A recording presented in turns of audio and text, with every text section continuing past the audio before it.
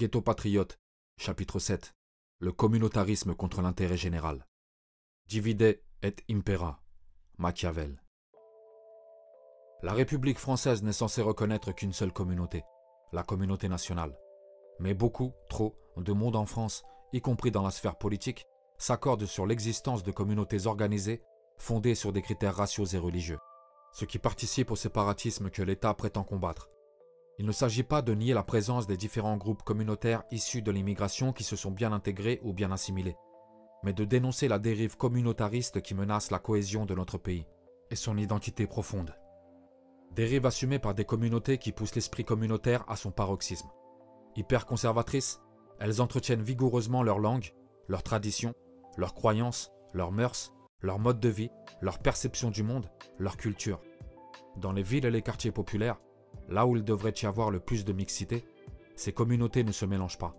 Les gens finissent par se regrouper entre soi autour d'un fonctionnement communautariste auquel peu d'entre eux échappent. Qu'ils soient nés en France ou là-bas, les communautaristes n'ont jamais cessé de se voir comme les sujets et les citoyens des pays dont ils sont originaires. Ils ont une conscience raciale si forte qu'ils préféreront toujours leur pays d'origine à la France et leur peuple à ce qu'ils appellent les Français, les Gouers ou les Babtous. Quoi qu'on fasse, ils continueront de voir notre pays comme une terre étrangère et les Français de souche comme des étrangers. On peut l'observer dans les cimetières où chacun se fait enterrer dans son précaré. Le vivre ensemble, oui, mais pas pour l'éternité. Combien, y compris chez les migrants descendants, iront jusque se faire enterrer dans les pays de leurs ancêtres pour ne surtout pas se faire inhumer en France. C'est dire à quel point ils l'aiment, elle et son peuple. Un nationalisme qu'on a également pu observer pendant la dernière Coupe d'Afrique des Nations, durant laquelle des tournois de foot étaient organisés ci et là dans les quartiers populaires opposant des équipes portant le nom des pays d'origine. Ce qu'ils ont nommé la CAN des quartiers. Une célébration des dictatures africaines et du communautarisme, dans laquelle ont éclaté des rixes entre communautés. L'apothéose en fut l'occupation des Champs-Élysées le soir de la finale de la CAN officielle, par des hordes de supporters de l'équipe d'Algérie arborant des drapeaux algériens, accompagnés de groupes de supporters d'autres équipes africaines. En demi-finale déjà, rien qu'à Lyon, les manifestations de joie des supporters afrodescendants avaient nécessité 147 fois l'intervention des pompiers et la mobilisation des forces de l'ordre, dont 33 agents ont été blessés pour seulement 11 interpellations. Il y a aussi les milices nationalistes. Les plus connues sont celles de la communauté juive, la Ligue de défense juive et le Bétar. Des milices prêtes à tout pour empêcher toute critique sérieuse d'Israël, jusqu'aux attaques violentes contre les lieux et les individus qu'elles prennent pour cible. Étrangement, elles ne sont que très rarement inquiétées par la police et la justice. En moins connu, il y a aussi la milice turque des loups gris, dont les membres déambulent en bande dans les rues françaises à la recherche d'Arméniens à tabasser. Par contre, ils ont été dissous.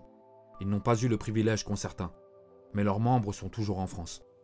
Quelle violence, quelle tension. Le fond du bouillon de culture commence sérieusement à cramer. La cocotte cosmopolite est sous pression. Elle risque de péter d'un moment à l'autre.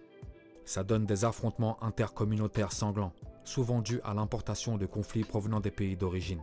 Des batailles entre Soudanais et Tchadiens, Kurdes et Turcs, Algériens et Marocains ou Congolais et Congolais. Ça donne aussi des meurtres pour préjugés racistes. Je pense à ce couturier chinois tué par des agresseurs qui voulaient le dépouiller. À ce jeune juif tombé dans le piège mortel d'un gang de barbares. Et aux si nombreuses victimes blanches dont les drames remplissent les rubriques de faits divers. À quoi s'ajoutent les clashs entre migrants descendants et migrants nouveaux arrivants qui sont de plus en plus nombreux, notamment dans les villes et les quartiers populaires, allant de la dispute pour des postes sur un chantier aux guerres pour le contrôle du trafic de drogue. Et oui, les mafias aussi peuvent être victimes du communautarisme qu'alimente l'immigration massive. Sans parler de la compétition intercommunautaire qui se déroule dans les cercles de pouvoir. Elle est bien loin l'idée d'une communauté nationale unie et solidaire dans l'intérêt général. Soyons réalistes, la France multiple c'est une France fracturée où le fameux vivre ensemble se transforme petit à petit en mourir les uns contre les autres. Mais si en France tout le monde se communautarise, pourquoi pas les Blancs?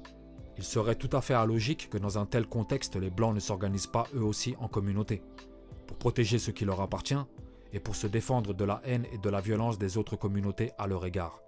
Là encore, c'est de la résistance. La résistance naturelle des peuples autochtones européens face à la haine anti-France et anti-Occident qui ont conduit au racisme anti-blanc.